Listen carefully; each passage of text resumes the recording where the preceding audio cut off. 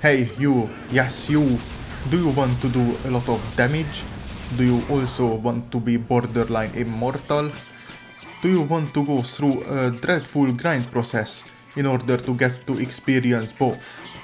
If the answer to all three questions is a yes, you are at the right place. Greetings, this is another video on my channel, and today I'm going to show you what kind of build I have been working on recently in Torchlight II. This specific build could be quite challenging to make, so it is recommended to play with any of the mods that allow you to respec your skill points. It is possible in the vanilla game too, but there you are only allowed to respec the last 3 skill points you spent, which won't be very optimal unless you know how to outplay the system. Now let's start where everything starts, at the beginning. So you start the game, and on the very first area you will level up twice to get 2 skill points. Invest both in the heal bot. Once you reach the first town, go to this NPC and remove Flame Hammer. Yes, I am serious. At these low levels, it does not deal any damage. Instead of trying to optimize Flame Hammer by constantly struggling with charge and mana consumption, you are quite literally straight up better off not bothering with it at all. Just get the hardest hitting great weapon you can find. Your strategy is to hit the enemies again and again and again and again and again and again and again and again until they die. Make sure to get a lot of healing potions. You will need them quite a lot actually. When you go into dungeons, do not, I repeat, do not fight the bosses. It won't end up well. Instead, kill all of the overworld creatures, exit to the menu, continue playing the character, click on LAN, and check the box that says reroll world. Once you do that, the world has been reset and you can go and kill the creatures again, until you are level 14. Along the way, you will pick up Force Field and Fire and Spark. And once you reach the level 14, you get Spider Mines. Spider Mines will be your only reliable damaging skill until level 42, but luckily it's very fun to use, even if you won't ever upgrade it. After you got Spider Mines, you will not use up any skill points. No, I'm not joking. Wait a few levels, around 7 to 10, then go to the respec NPC, remove Spider Mines, invest skill points into your already existing skills, leave 1 skill point to get the Spider Mines again. Remember when I said the vanilla game only allows the last 3 skill points to be respecced? Yeah, you do this to outplay the system. Now, Spider Mines is not going to be a part of the finished build, so instead of keeping it as dead weight, you can use the skill point it would waste in order to invest into something else. That's why you will remove and relearn Spider Mines every few levels when you want to invest your skill points. You can easily avoid this process if you download any of the respec mods, just saying. Until you reach level 42, this will be your game plan. Level up 7 to 10 times, remove Spider Mines, invest in anything else, and then at the end relearn Spider Mines. Once you reach level 42, you will get the bread and butter of this build, Emberquake, and then you go to the respec NPC, and then finally you can get rid of the Spider Mines for good. Emberquake mainly deals magic damage. Until now I didn't talk about the attributes. You will do what does not come naturally to the average engineer and spec into focus. Only focus. It will not be of any use until you get Emberquake, but it will be very much worth it at the end. From now on, the basics of your build are pretty much laid out.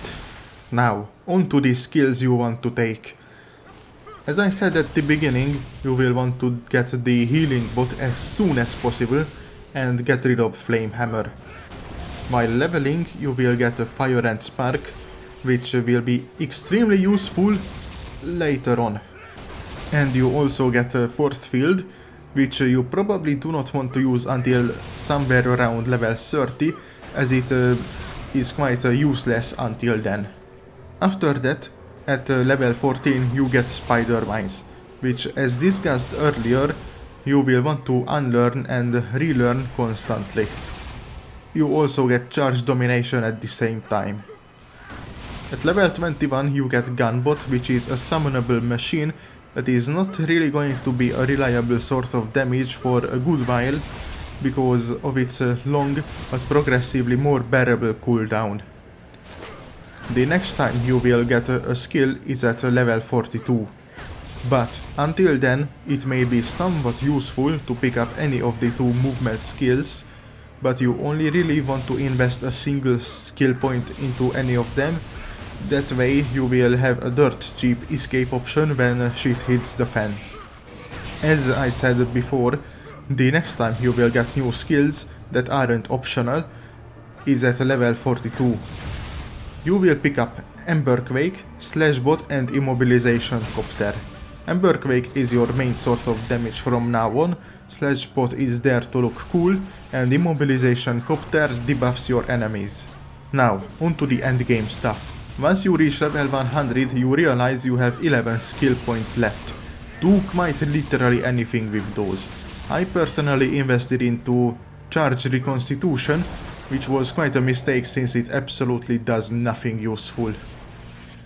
So, you reach level 100, you have 500 base focus, and you do a good amount of damage with Emberquake, but you could do more.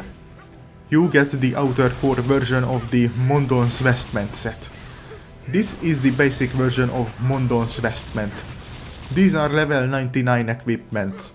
They are trash. You want to get this instead. The level 105 version of the exact same set. Since the max level is level 100, you might ask, how do I equip these? Good question.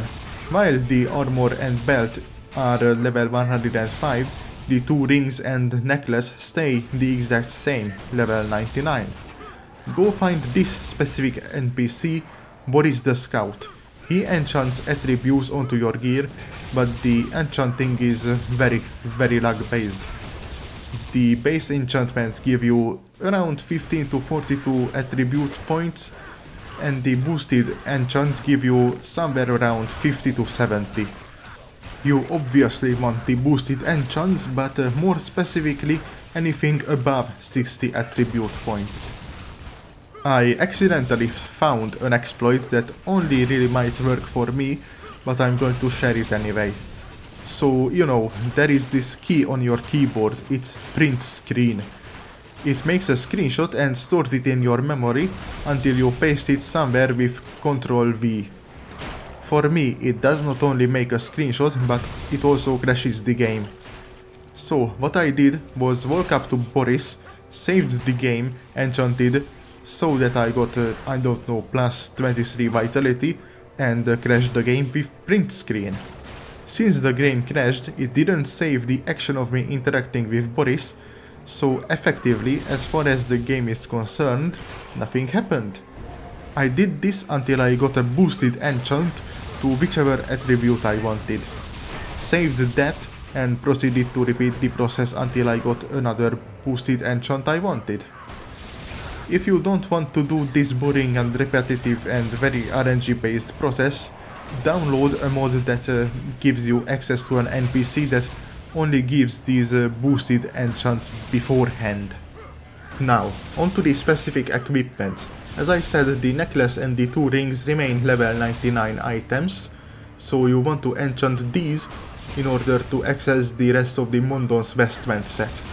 From now on, you are required to assume that I talk about boosted enchantments that give you at least a plus 60 to an attribute. Mondon's rings, plus 1 strength and plus 2 vitality. Mondon's necklace, plus 3 strength. Outer core shoulder, plus 2 focus and plus 1 strength. Outer core chest, plus 2 focus and plus 1 dexterity. Outer core belt, plus 2 focus and plus 1 dexterity. Outer core pants, plus 3 focus. And then lastly outer core boots, plus 3 focus. You might have noticed I left out the gloves and the helmet.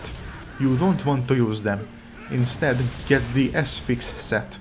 You can get the S-Fix helmet from the Minehead Gambler at a New Game Plus for precisely 10,512 gold. Unless you have any level of barter which decreases that price. As for the other half of this set, the Hands of Orlok, well, I don't have that. This build I have is incomplete, but it's still super strong, so this missing piece, while being annoying, it minimally affects the performance of this build. For now, I have an unenchanted outer core glove as a temporary placeholder. As for the two S-Fix set items, I enchanted the helmet with plus 2 dexterity and plus 1 focus. As for the gloves, you could either get a plus 3 dexterity for a slightly higher crit rate, or get a plus 3 focus to deal even more damage. Or you could go for a 1/3 and 2/3 ratio of either of these. As for the gems, there is this one called School of Limoani. It reduces the damage you take by 5%. It's quite hard to get, so when you get one, use this item duplication exploit to duplicate these. Put 2 and 2 into each ring, put 5 into the S-Fix helmet, and 5 more into the Hands of Orlok. This way you just about reached the maximum possible damage resistance value. As for the other stuff, put 2 Vifuntir skulls into your necklace and skulls of Riekliu into everything else. Now, for the weapon. Remember when I told you that you can get the S-Fix helmet at the Minehead Gambler at New Game Plus for precisely 10,512 gold? Well, as it turns out, you can get all of the level 105 sets, Netherrealm weapons and level 105 legendary weapons for very specific prices. Watch this video from this other guy to know the specific prices you need to look out for. For this specific build, you want 2 legendary maces, both being Archgep's Vice. These only deal electric damage. Do you remember that Fire and Spark increases fire and electric damage? Yes. Do you also remember that you have a shit ton of attribute points in focus, which increases the magic damage you deal? Yes. Now imagine, you have an electric damage dealing weapon that does even more damage 33% of the time, and on top of that has 5% chance to call one of the more powerful summonable effects. Now, imagine the 33% chance for an electricity boosted attack and the 5% chance of casting thunder being caused by Emberquake, which already deals massive amounts of damage. This all adds up to near Ember Mage levels of damage output. You want to enchant these 2 legendary maces with plus 2 focus and plus 1 strength. This additional strength is important, so with the 2 Rembrandt skulls in each mace, you can reach the maximum crit multiplier being 500%. If you really want to have 4 enchantments on each item, you can occasionally run into a Grandmaster Enchanter, which can give you a 4th enchantment, but that's very expensive and unnecessary. So altogether, these are the attribute stats you should end up with, but again, my glove is unenchanted, so the end product should be higher than my build that misses one component. Also take enchanting RNG into consideration too. Overall, this is a pretty damn good build. it can quite easily finish Tarok's tomb, which is what you've been seeing in the background for a while now.